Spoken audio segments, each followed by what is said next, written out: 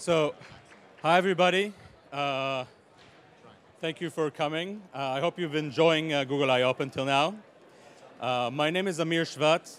I used to run Campus Tel Aviv, if you heard about that, and now I run our global startup outreach out of developer relations. We have a distinguished list of panelists, and I'll let them introduce themselves. Yeah, let's do that. All right. Great, thanks, Amir. So my name is Fadi Bishara. I'm the founder of Blackbox. We are an accelerator based here in Silicon Valley, focusing exclusively on helping startups from outside of Silicon Valley. So we act a little bit more like an accelerator of other accelerators. We help some of these companies come in here and access resources and launch into this market. Hi, Eden Shochat. I guess I build stuff, right? So I build GeekCon that I spoke about before, biggest geeks conference, makers conference in Israel. After that, The Junction, which is now the #1 startup accelerator in Israel. After that, Phase.com, that is now Facebook. Before that, Eternity, that is a company that is not very interesting, but is growing really fast. And now part of a VC in Israel called Aleph, $150 million fund out of Israel. Perfect. So I'm Roy from Google, running developer relations programs for Europe and running Campus Tel Aviv. I'm Aaron Harris. I'm a partner at Y Combinator down in Mountain View.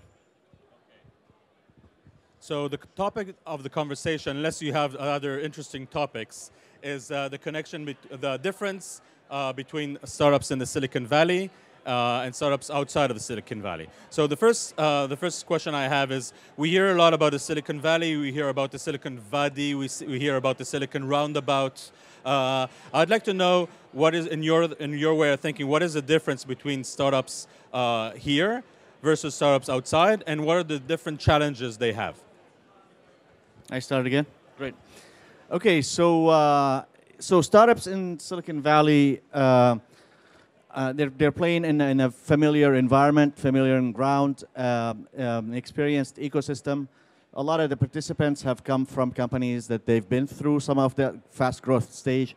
So they have a lot more experience in stepping out and starting again and launching their companies. So that's one of the most obvious distinction. The ecosystem we have here, it doesn't exist anywhere else in a capacity it does here. I've been traveling the past 3 years, more than 40 countries, and I'm meeting with entrepreneurs all around the world.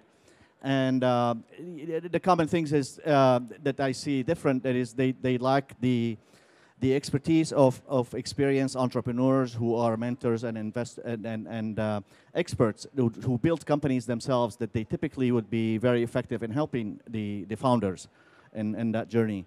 So the startups there, they tend to be a little bit more, in my opinion, more hungrier attachment to what they're working with. One of the things that I've noticed in Silicon Valley that is, well, of course, the willingness to fail in Silicon Valley, or the permission to fail that we have here, doesn't exist anywhere else. In Europe, you're pretty screwed if you launch a company and raise money, and then the company fails. You probably can't get a job in some countries. So the issue that I think here is kind of like went a little too far is we've taken this failure concept, I think, to an extreme, where a lot of entrepreneurs here just swinging at the bat and just looking for very high, fast growth. And if something doesn't work, there isn't the kind of sinking their teeth, the bulldozer thing that I think if I meet good entrepreneur, passionate entrepreneurs outside of Silicon Valley, they tend to be a little bit more attached and more persistent in figuring something out and doing something that works well. So, the issue with failure is definitely much more difficult for them. There's not enough ecosystem. They're trying with greenfield, not much to learn from. Startups in outside of the US, they tend to, the founder, they tend to drink a lot more beer, which is, I think, another advantage. And yeah, that's probably what I could think of. So I guess Israel is fairly similar in many ways to the lack of issue with failure, right? So that's something that differentiates Israel from most of the world and makes it fairly similar to Silicon Valley. So Wix, the founders' recent IPO, $1.2 billion IPO, failed in their 3 previous endeavors. All right. Another thing that to keep in mind is Israel is a very small country, so 8 million people, of which 270,000 are part of the high-tech industry. So that's a pretty small number, but they own 16% of the GDP. So it's a highly centralized, that's one of the fastest money suppliers to that market. And as such, you still have a constant scarcity of resources. So in many ways, Israel, the disadvantage is distribution by far. And we'll talk about distribution later, I think, because it is away from that central market. But the other disadvantage, which becomes an advantage, is scarcity. Right? There's relatively less capital. And so, for example, pre-money valuations in Israel are much lower. Money is not as available, which makes companies much more efficient. That's the upside of starting up and being able to fail many times. But that's also the downside, because when we want to grow, having someone funnel $50 million checks is not as common. So that's the biggest differentiator. Yes, there's absolutely willingness to fail. Distribution is not as easy. Money is more scarce, making starting a company easier because people are used to, but it's harder to scale the companies afterwards. Totally agree with what you guys said, so I can add maybe two interesting points of perspective. One of them is the disruptive thinking, is actually believing that as a startup, you can build something totally new that's going to change everything that we know so far and going to teach people or users and get them to do stuff that they haven't done before. So I think that disruptive thinking is something that for sure you can see here in Silicon Valley, but you can also see in Israel, which is very interesting. Not only mainstream startups building on other ecosystems, building on other platforms, being an add-on or some cool addition to it, but just thinking I can build a new ecosystem, I can build a new monster company that's going to change the world. So that's one thing that I think is a great differentiator, especially when you look at Europe. A second differentiator is the hunger, the basic hunger. You talked about being scrappy as we are in Israel, but the hunger to do things, the hunger to create, the hunger to achieve, the hunger to step out of your comfort zone and go and do crazy stuff, although you're not going to make money for a lot of time and maybe not at all, is another differentiator that I think is a very basic, very primitive, but very important element to building a successful startup industry. So these are, I think, the main two differentiators that I noticed. I don't think I have much to add to what you guys said. It's pretty exhaustive. I'm glad I had to. Yeah, just want to add one more thing. I think, just agree with Roy. I think it's there's some psychological difference with the founders that I see in Silicon Valley. There is definitely that belief that you could go and change the world, do something outside of here. Very difficult for entrepreneurs to really have that big thinking mentality, that, you know, to go for something big. It's just a self-permission that it takes exposure to and seeing an example of to adapt. So I think that's, you mentioned in Israel as an ecosystem, but I think, Israel is done a phenomenal job with building the entrepreneurial ecosystem, that a lot of the stuff that is existing here is quickly adopted over there. Okay, so I'm going to start with a question to you, Aaron, and feel free to fill in. Do you think that, how many of you are here outside of the US? Okay, so do you think these guys should come here to do their startup? Does it make sense to come if you have a startup, and at which stage, if you think that's wise, at which stage should they come here? Yeah, so in our last batch at YC, I don't know what the count is for this current batch that we just started. We had founders from 23 countries. And we tell people, and what I tell anyone I meet who's from another country and is thinking about YC, is that it's a great idea to come here and do YC and spend the 3 months here, right? Companies are in slightly different stages for doing that, but I think it's particularly helpful at the very early stage for the company and for the founders, especially if they've never seen how things work here. There's a palpable energy in Silicon Valley around startups that is different than anywhere else in the world. And it's not so much the fear of failure that doesn't exist here, it's the fact that it's normal to go and do this incredibly crazy and potentially stupid thing. And so you have the support network built in, and like all these people you talk to. I remember when I left finance to start my company, everyone I talked to, this is in 2010 in New York, people were like, really? Oh, do you need a job? I'm like, no, I want to start a company. And here, it's the exact opposite. I mean, it's changed a little bit in other parts of the world. So, coming here and getting infused with that energy and with that philosophy, I think is critical. But then go back to wherever you came from, right? If you want, stay here if you think that's best. But if it's best for your company to like go back to Israel or England or China or wherever it is, do that and bring the philosophy and the energy that you found here back to the community from which you're from. So I would be concerned about that. Just looking at this, I think that Silicon Valley does a lot of times act as an echo chamber. And you see people working on similar problems and not necessarily the problems that they are the best equipped at solving. So we talked about this over lunch. A company in Israel called Windward they pretty much track every ship in the world in order to understand where commodity is flowing around. What's the oil supply in Japan in 6 days? And you rarely see these kind of companies in the Silicon Valley. There are other problems that outside that as ideas. So that's one thing that I'm not sure being situated here will serve them as well. And the second point is talent-wise, hiring here is unbelievably hard, while other countries have talent pools that can be tapped easier. Yeah, and I think the diversity of ideas that occurs all over the world, right? I don't think that's so much a function of being in Silicon Valley versus not. It's a question of who the founding team is and where they come from. And so when you have a largely homogenous pool of people, they're going to come with similar ideas, sure. That's kind of why I think that having people come to YC after they have their idea, right? They have an idea, they have their founding team, so they come with crazy ideas from all over the place, and then get the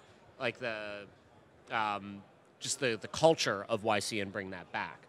And as for hiring, yeah, I mean, that's a problem everywhere. I mean, I guess it's a little easier in some other countries. It's harder here, but there's also a larger talent pool here. But again, go back if you want to go back to somewhere else and hire there using the credentials that you have, being a YC company, and that helps a lot. So, it's a difficult question. You see a lot of startups, a lot of Israeli startups asking when is the right time to go to Silicon Valley? Should they go to Silicon Valley? I usually try to avoid this one-size-fits-all answers. I think it's very different from startup to startup, from technology to technology, especially from where eventually the users are going to be. But as a general rule, I think the most startups, at least that I work with in Israel, are looking for the American market, are looking for American users. And that's why I think it's crucial for them to be here, spend some time, interact with the people who are eventually going to be using the apps or using their solutions. Yes, this is a global world. Everybody's using mostly the same stuff, but still it's very different in mentality. Another important thing that I take for the Israeli startups is working with VCs, learning how to present your solution, how to do the pitch, how to communicate with investors, with people that are from a different mentality. There's a huge mentality gap from Israelis to Americans. So spending time here is important. I totally agree that we have a lot of success stories coming from Israel where development remained in Israel, where the talent stayed there, and here was more I would say the market touch people that came, or smaller groups came here. But eventually I think it's inevitable that a startup that wants to work globally, that wants to work in the United States, that needs to know the channeling options here in the United States, that want to raise money. And again, money is a crucial aspect of this. If you stay in one ecosystem and you try to raise money and you don't experiment or you don't go see other options and other areas where you can raise money, you're pretty limited in Israel. Money-wise, we're very limited on what funds can provide. Also, there's a different mentality in the level of risks the funds are willing to take. So going to an area where they're a little bit more open to risk, and Eden will correct me on this in 2 seconds, I think is, again, it's like going to one bank to get an offer rather than doing bank shopping and see where you can get the best offer. Should you move to, should you build your company here or should you build your company in the home country? I answered, you should build your company in the home country. But you should also come here, learn from here, partner with here, get the best practices, There is a hack right now, literally, to building startups with, being a global market. Definitely, the U.S. is the largest market right now for technology and changes and innovation.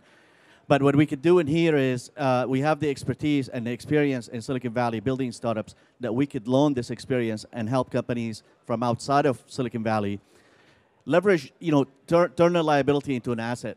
The fact that you're not here. Here, it's very expensive to hire people. It's very expensive to, you're competing with some of the best people also for funding and everything else. But you can have access to people that you went to college with, people that you've known from your network. The talent pool that you may have in your local community may be better and richer and more affordable than accessing, and building your talent here. So the answer is you need to do both. You need to build a company on a global with a global perspective. The hack that I'm referring to is what we're trying to do at Blackbox is exactly doing what the Israeli companies have done. Set up the company as a U.S. entity and operate as a U.S. company. Come here as a CEO, as a founder, doing your corporate development, your business development, your fundraising, build the relationships. Silicon Valley is all based on relationships. All the distribution partners, all the investors, they invest in you as a person, and they want to know you and build relationship with you. So if your team is in Pakistan or in Rome and in Berlin, that's fine as long as you're building relationship and you're showing that you're moving the needles, you're doing things in the right direction, and you're building the product right way. And you can access the resources of Silicon Valley by being also in both places. I just want to follow up on the relationship thing. This is very important, and I've seen a lot of startups do this mistake. They come for 3 days and they think that they're going to raise funds. Please don't do that. It's like going to a bar, talking to a person and saying, would you like to get married with me? Okay, you don't do that, right? You need to build relationships. So when you come here, if you're come for a duration, come between a few weeks to a few months. 2 days, you won't get anything. You'll get a lot of nice calls, and people here are very friendly. They'll say, yes, it's an interesting idea. Thank you. This is great. You would like to have some coffee. But if you want to build a stronger relationship, stay here for a meaningful duration. Really, really important. The best way I've found to date to kill your company is to have multi-site before product market fit. It's a wonderful way to kill. It's almost as good as replacing with a professional CEO, which is also a great way to kill the company. But don't do multi-site before product market fit. Meaning, don't split your company to 2 locations. That's my. Okay, so. If we're on giving on tips section, how many of you have a great idea or a product? Okay. How many of you have millions of users right now? A little bit less. Okay. So what would be your tip for distribution? What is the best way, from your experience, if you have a company that you see and they have a great product, how can they get the million users? How can they become a big company? Aaron, do you want to start with that? Sure. There's no one prescriptive thing that you can do that will get you to 1 million users. There's all these really, I think, funny posts online about here's the way to growth hack, or here's the way to grow your company. And the truth is, depending on what your company is and depending on who your users are, every company is going to grow a little bit differently. And the thing that worked for the guy last week is not going to work for you.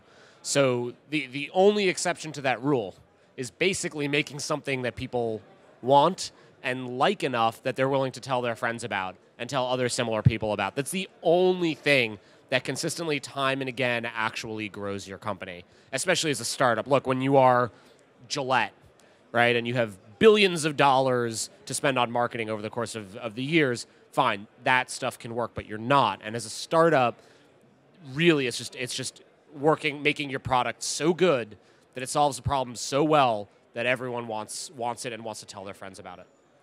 Yeah, so I've never built any product that had 1 million users or anything, but I've worked with terrific founders and locally and internationally, that they've gotten that kind of traction. And I think the key to getting this kind of users is getting to what Aaron's saying, is building something people want. But getting to that point is, how do you get there? How do you build this thing? Is by understanding really who's your user base. So if you're building something for the U.S. market, where the millions of people are going to be here for the largest market for you to put the product out, you really need to understand the problem that you're solving from this context in here, and you need to spend enough time here understanding and do whatever it's called, the customer development, do it 5 times over, and keep learning and keep learning, keep understanding and validate and understand what problem you're going to solve and how you're going to go about solving it. So being in a large enough market to get that kind of traction is understanding that market yourself as a founder to start with. Have you seen the hack that was going on recently? Who installed Yo here? Who installed Yo? So who's that terrible? Anyways, so they hacked the system, right? How did they hack the system? They said, okay, well, what do bloggers want to write about? The bloggers want to write about how stupid it is the ecosystem for funding something so stupid with $1 million. So it was brilliant, right? So they actually are at 1 million users, to your question, for an absolute bullshit app because they hacked the system in order to do that. So they'll not go anywhere. No, I'm not saying, I'm saying that more of an antithesis. I'm not saying you should do that, but it's incredible to see someone playing with the system because he basically provided a story for the bloggers about how stupid he is, and that turned into #1 app in the US market. They're still one of the top 5 in social, and it's embarrassing as everyone in the room here to think that this dynamic actually happened. So in the 30,000 feet thing, and that's something that recently you saw, even just choose your name right, which is funny. It's not a distribution. It's not nothing about that. But think of Get Taxi versus Uber. Get Taxi is a fairly successful Israeli company. That what does it do? Get you a taxi, right? So they're not replacing the taxi. They're just helping out the taxi business, and so they're capped. So the size of company, forget the first 1 million users, but what they're doing, if you look at San Francisco, the taxi market is $150 million. Uber in San Francisco is doing 400 million. So obviously they're not part of the taxi market, right? They're not a Get Taxi. And the Israeli actually chose the wrong name. They kind of improved on the ecosystem instead of trying to build or rebuild the ecosystem. So sometimes just even the name is extremely powerful. It won't get you the first million, but it might determine whether you're a $1 billion company or a 10 billion.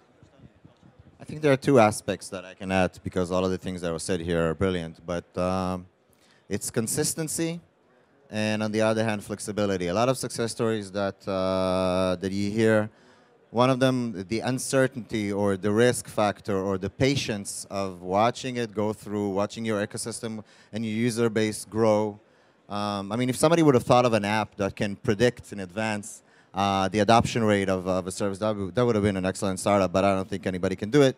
So what's left for entrepreneurs is actually build that relationship with your users, get the feedback, be open to change, be open to adapt. I think that feature list, as you can see with all startups, with these roadmaps are really nice, but there will always remain kind of this roadmap that probably won't be exercised.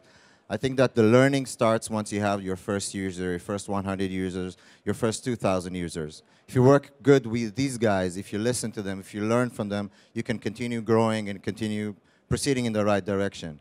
If you're too stuck on what you thought in the beginning and the feature set that you thought in the beginning is what's going to work, you're probably not going to get too far ahead unless you are this genius who predicted exactly what's going to happen. The Yo app. If you predicted the Yo trend, then you're probably Yo. So I'm now opening the stage for questions. So if you have any questions, I have more, but yep, go ahead. Thank you. You were. I need stages. Sorry. You talked about going into the biggest market as something of an asset. What is there to be said about finding smaller markets and starting in them? Let's say you take the idea of Skype and have it use prepaid in Africa or Eastern Europe and be a star there in a much smaller market instead of fighting with all the competitors in the US or West Europe. So one thing I would say, I don't think the point Eden was making was that you have to go into a giant market. I think what he was saying is that you don't want to limit the market that you're attacking initially. In fact, what you actually want to do a lot of the time is go after a market that other people might not think is so big. So if we go back to the Uber example specifically, their initial thing was black cars, right? which is, well, that's the market. I mean, it's big, sure, but it was a market that they could create dominance in, and then they could move from there. So I think that's how to think about it. And about using a small market as an example, just be cautious that customer development doesn't build the product that is not suitable for the rest of the world just because you attack that small segment. Otherwise, yeah, a niche is a good starting point. So what do you do when you have a company that has millions of users, has revenues, has not been invested in, and is basically at what point would you actually talk to Silicon Valley, and what approach would you use to do that, to grow? So it depends on your needs. So you're growing, but you're not growing as fast as you'd like to grow. And what is the limit? Is it if you have more revenues, if you have more money to invest, you'll grow faster? Okay, so that's the point to talk. If you have a proven business that's got a good traction, good numbers, this is a good point to talk to Silicon Valley. And the way you do it, you don't come for 3 days, like Amir said. No matter how good your Excel sheet and your hockey stick looks like, you need to come here and build the relationships, find the right kind of investors that they will invest in you and give you the kind of guidance where you could take your company from a $10 million revenue to $100 million revenues with the right amount of investments. So you come to Silicon Valley with that kind of open mind, understanding that you don't necessarily may have all the answers, but you have already proven something that is working, and especially if it's working in the US. It's a good time to come to Silicon Valley. Where are you from? Florida. So there was a hidden question there, which is, why do you need the money? Another mistake I see startups do a lot is try to get money without knowing what they'll do with that money. And no, getting money is a full-time job. I've been talking to entrepreneurs who have not been doing features, who have not been doing customer research because they're focused on creating better presentations for VCs, okay? That's not your role as an entrepreneur. If you want, you can open an agency that creates presentations for VC. It might be a good business, but as an entrepreneur, you need to create good businesses, right? So know the time that you need the money, know why you need the money, and that's it. Yeah, I mean, an example is like Atlassian. Their first round was $60 million. I mean, you could just grow as fast as you can, and on your own, you may connect with special expert advisors and mentors, and grow your board of directors or board of advisors with experienced people in this domain who are built similar business to multiple larger size. We'll take one more question. Two more questions, I guess, if they're quick. Sorry. I have a question. Is there any program where you can helping entrepreneurs in Latin America? Are you working every you guys on your organization?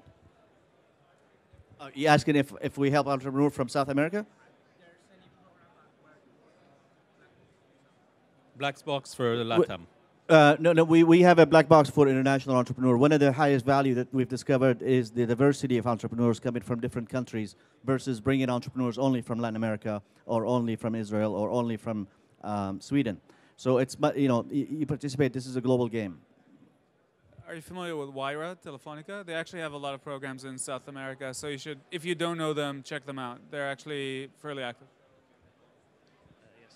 My question is, why is it, whether it's in Silicon Valley or elsewhere, the focus is only on consumer-facing or consumer products?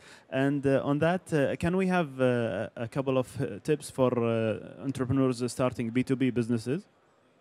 If anything, by the way, if you look at the ecosystem right now in the Silicon Valley, Andreessen said we're not doing any investing in consumer until it's B round. And it's a sentiment and it's a sinus wave, and sometimes something else is more cool than the other things. But today, actually, you should be in a better shape raising B2B money in Silicon Valley. Israel is a bit at a shift, so there's still available capital for it.